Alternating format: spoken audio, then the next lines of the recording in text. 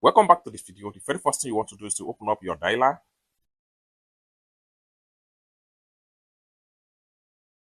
The next thing you need to do is to click on the setting icon.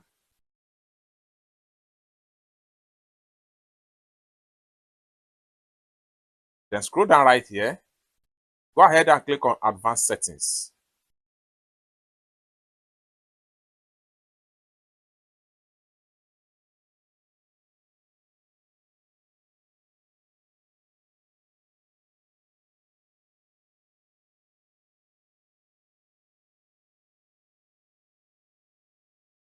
The next thing you want to do is to go ahead and click on carrier features.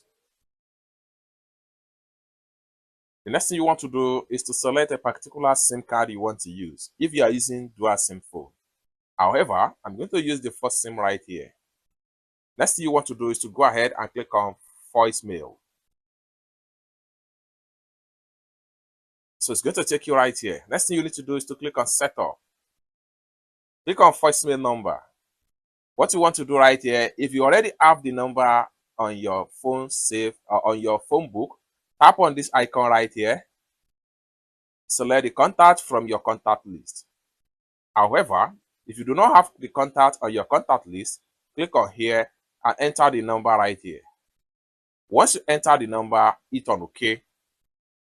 Voice mail number change. Hit on OK. It's that simple. With that, each time this particular number is calling you, their call is going to enter voicemail on your phone. For more tutorial tips and tricks about how best to use your Android phone, consider to subscribe. Thank you so much for watching, and I hope to see you in my next video. Bye for now.